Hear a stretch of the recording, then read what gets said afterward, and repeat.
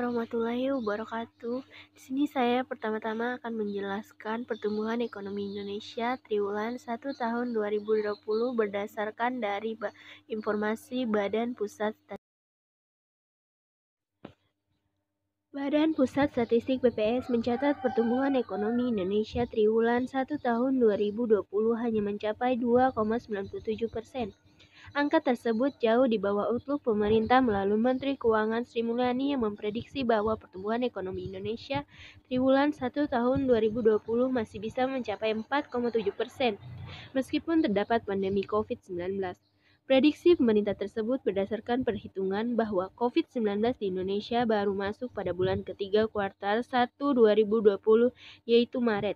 Sementara pertumbuhan ekonomi Januari 2020 diprediksi mengalami tumbuh dengan baik pasca pemulihan tahun lalu.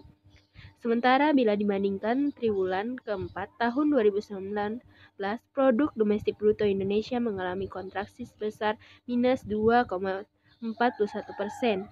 Namun penurunan dari triwulan keempat ke triwulan 1 tahun selanjutnya ini bisa terjadi secara musiman, kata Kepala BPS Suharyanto saat konferensi pers virtual di Jakarta Selasa 5 Mei 2020. Dia mengatakan pertumbuhan ekonomi yang anjlok cukup tajam dipengaruhi oleh melambatnya ekonomi global, termasuk mitra dengan Indonesia sejak pandemi COVID-19. Selanjutnya saya akan menjelaskan proyeksi pertumbuhan ekonomi global. Proyeksi pertumbuhan ekonomi global terus direvisi ke bawah dalam 1 tahun terakhir. Proyeksi pertumbuhan global 2019 turun 0,7%.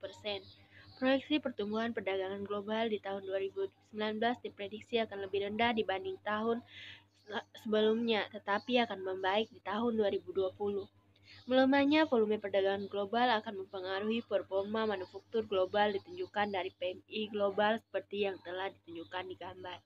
Selanjutnya saya akan menjelaskan peran kebijakan fiskal dalam pertumbuhan ekonomi Indonesia. Peran kebijakan fiskal. 3 fungsi utama kebijakan fiskal. Yang pertama adalah stabilitas makroekonomi, yaitu tingkat defisit dan utang yang terkendali, pembayaran yang prudent, mengatasi risiko bencana, penguatan fiskal buffer. Selanjutnya, alokasi sumber daya, yaitu belanja yang berkualitas, produktif, dan mendukung pembangunan. Prioritas pada belanja, infrastruktur dan SDM, penyediaan layanan publik yang memadai. Selanjutnya, distribusi pendapatan, yaitu optimalisasi penerimaan, kebijakan perpajakan yang adil, program-program bantuan sosial yang tepat sasaran, dan penguatan desentralisasi fiskal.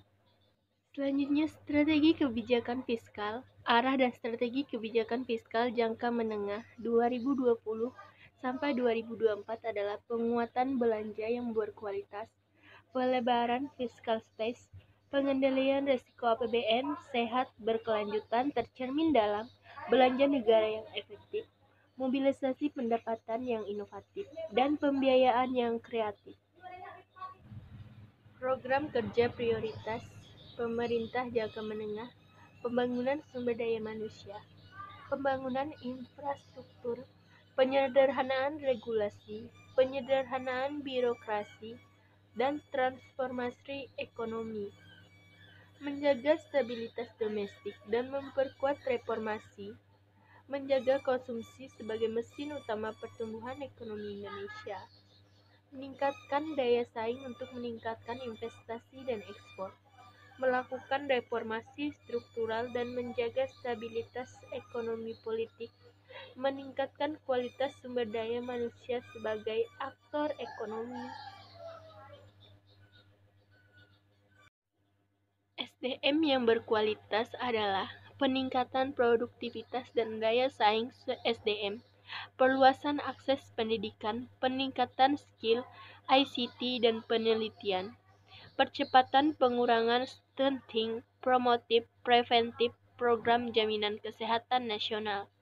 Selanjutnya, penguatan program perlindungan sosial, mengakselerasi pengentasan kemiskinan, peningkatan akurasi data dan perbaikan penyaluran, sinergi dan sinkronisasi antar program, subsidi yang tepat sasaran dan efektif. Selanjutnya, akselerasi pembangunan infrastruktur, meningkatkan daya saing investasi dan ekspor, mendukung transformasi industri, mendorong skema pembiayaan kreatif. Selanjutnya, birokrasi yang efisien, melayani dan bebas korupsi, mendorong efektivitas birokrasi, menjaga tingkat kesejahteraan aparatur dan pensiun, birokrasi yang berbasis kemajuan ICT. Selanjutnya, antisipasi ketidakpastian ekonomi global dan domestik, mitigasi risiko bencana, pelestarian lingkungan dan pengembangan energi baru, serta penguatan cadangan risiko fiskal. Kesimpulannya, agar terwujudnya semuanya, yaitu agar Indonesia ini menjadi negara yang maju dari segi pendidikan, kita harus meningkatkan akses dan kualitas pendidikan, pengembangan vokasi, penguatan R&D, peningkatan kualitas guru, pengembangan sarana dan prasarana sekolah. Dari segi perlindungan sosial, kita harus meningkatkan akses masyarakat yang kurang mampu pada kebutuhan dasar, kesehatan, dan pendidikan. Dari segi kesehatan, kita harus perbaikan fasilitas kesehatan dan membantu sarana dan prasarana obat-obatan. Selanjutnya, dari arah kebijakan, kita harus menciptakan generasi pekerja keras, dinamis, menguasai ilmu pengetahuan dan teknologi, penguatan endowment fund untuk manajemen SDM, dan optimalisasi kerjasama dengan industri-industri luar agar kita dapat berkembang dan maju seperti negara-negara lain. Demikian pemaparan materi yang dapat saya sampaikan. Saya mohon maaf jika ada salah